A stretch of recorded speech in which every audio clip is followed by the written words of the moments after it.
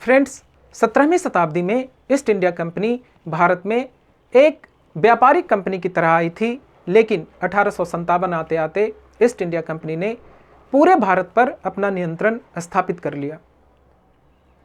East India company ने भारत के कई राज्यों को ब्रिटिश साम्राज्य में विलय कर लिया और कई राज्यों पर सब्सिडरी अलायंस के थ्रू नियंत्रण कर लिया गया।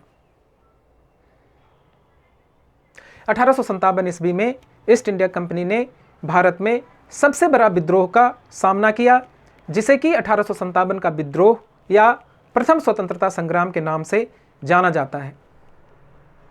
इस विद्रोह में समाज के कई वर्ग सम्मिलित हुए।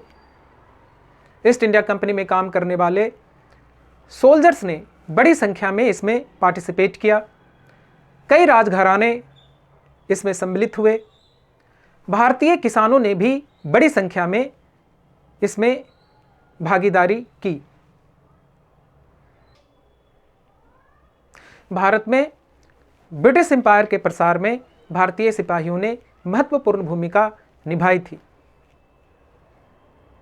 ज़्यादातर संख्या तो भारतीय सिपाहियों के ही हुआ करते थे, ब्रिटिश सिपाही तो केवल मुट्ठी भर थे। लेकिन ईस्ट इंडिया कंपनी भारतीय सिपाहियों के साथ दूसरे दर्जे का बर्ताव करती थी।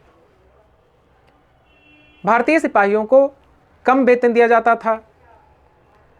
महत्वपूर्ण पदों से भी भारतीय सिपाहियों को वंचित रखा जाता था। इन कारणों से भारतीय सिपाहियों में आक्रोश पनपता जा रहा था। इसी दौरान ईस्ट इंडिया कंपनी ने नए कारतूस इंट्रोड्यूस किए। यह अफवाह फैली कि इन कारतूसों पर गाय और सूअर का चर्बी लगा हुआ है, जिसे कि प्रयोग करने से पहले दांतों से काटना पड़ता है।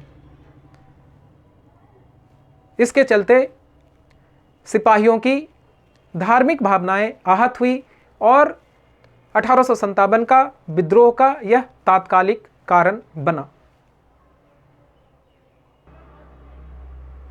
डलहौजी के पॉलिसीज भी 1857 के विद्रोह के कारण थे।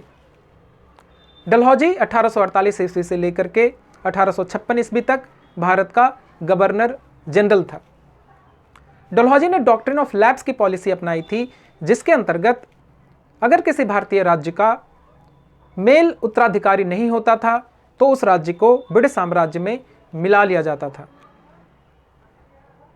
इस पॉलिसी के अंतर्गत झांसी, सतारा के साथ साथ और भी कई भारतीय राज्यों को ब्रिटिश साम्राज्य के साथ विलय कर लिया गया था।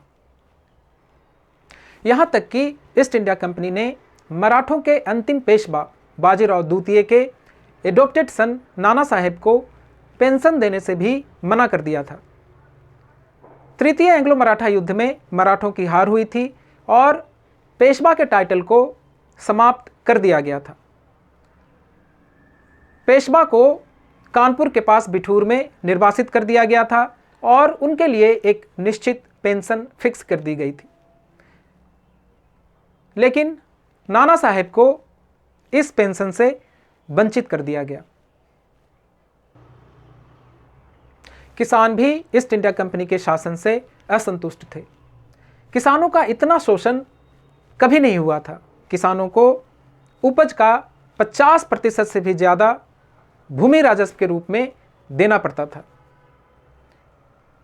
इतना भूमि राजस्व किसानों पर मुगलों के समय में भी लागू नहीं किया गया था।